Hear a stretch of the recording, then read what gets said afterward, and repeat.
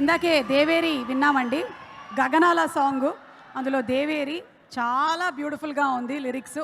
And అందులోనూ అన్ని పాటలు, వందే మాతరం సాంగ్ వాఘా బార్డర్లో రిలీజ్ చేశారు. మొట్టమొదటి పాట అక్కడ రిలీజ్ చేసినటువంటి సినిమా పాటల్లో మొట్టమొదటి పాట. మీకు ఎలా అనిపిస్తుంది? థ్యాంక్ యూ మా. గుడ్ ఈవినింగ్ అందరికీ, నమస్కారం. ముందుగా ఒక రచయితకి అదృష్టం వరించాలి ఇలాంటి ఒక సబ్జెక్ట్కి పాటలు రాయడము అంటే. డే ఇన్ డే అవుట్ రకరకాల ఇతివృత్తాలతో సినిమాలు వస్తూ ఉంటాయి, పాటలు రాస్తూ ఉంటాం. కానీ మనం అందరం శిరస్సు వంచి ఆ ఫీలింగ్కి మనం ఎప్పుడూ కూడా ఒక పులకితమైనటువంటి ఒక ఏమంటాం, ఒక దేశం గురించినటువంటి ఒక భక్తి భావానికి లోనవుతాం ప్రతి వాళ్ళం కూడా.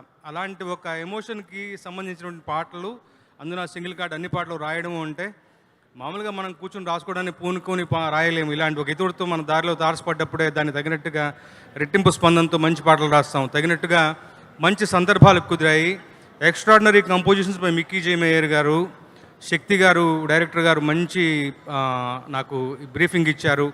మా ఇద్దరికి మధ్య సంధానంగా అసోసియేట్ కమల్ వ్యవహరించారు. నిర్మాతలు నాకు వలసినటువంటి స్వేచ్ఛని ఇచ్చారు. అద్భుతంగా మంచి పాటలు రాసుకునే అవకాశం నాకు కలిగింది. సినిమా ఇతివృత్తం దేశభక్తి అయినా కానీ సరదాగా ఇందులో ఒక ప్రాపర్ మెలడీ సాంగ్ ఒకటి ఉంటుంది, గగనాలు. ఇప్పుడు మీరు వినే ఉంటారు ఆ పాట. నాకు చాలా చాలా ఇష్టమైనటువంటి పాట. దాంతోపాటు వాఘా బార్డర్ రిలీజ్ అయినటువంటి పాట, వందే మాతరం పాట అయితేనేమి, ఇంకా రిలీజ్ కానటువంటి ఒక 2 పాటలు ఉన్నాయి. ఇవాళ ఐ థింక్ నాకు తెలిసి ఇంకో పాట చూపించబోతున్నారు. ఒక కాశ్మీర్లో పుట్టినటువంటి ఒక మాతృమూర్తి, ఒక తల్లి తన బిడ్డలు ఎలాంటి శాంతియుత వాతావరణంలో పెరగాలి అని ఆకాంక్షిస్తుందో ఆవిడ యొక్క మనోభావాన్ని ఆవిష్కరిస్తూ ఒక చిన్న బిట్ సాంగ్ లాంటిది రాసాం. కానీ చాలా పెద్ద పాట, చాలా హృదయాల్ని టచ్ చేసేటువంటి మంచి పాట. మీ అందరితో పాటు నేను కూడా ఆ పాటను చూడాలని ఎదురు చూస్తున్నాను. ఇకపోతే ఇలాంటి ఒక సబ్జెక్ట్ని ఎంచుకున్నందుకు ముఖ్యంగా చెప్పాలి, ఒక దేశభక్తి పేట్రియాటిజం కన్నా పాన్ ఇండియన్ సబ్జెక్ట్ ఏముంటుంది. ట్రూగా ఇలాంటి ఒక సబ్జెక్టు, ఒక పాన్ ఇండియన్ సినిమా అన్ని భాషల్లోనూ మంచిగా విజయాన్ని సొంతం చేసుకోవాలి. ఇలాంటి ఇతివృత్తాన్ని ఎంచుకున్నందుకు మన వరుణ్ బాబుని ముఖ్యంగా అభినందించాలి. అలాగే సహకరించిన ప్రొడ్యూసర్స్ సిద్ధు గారి, నందు గారికి కూడా.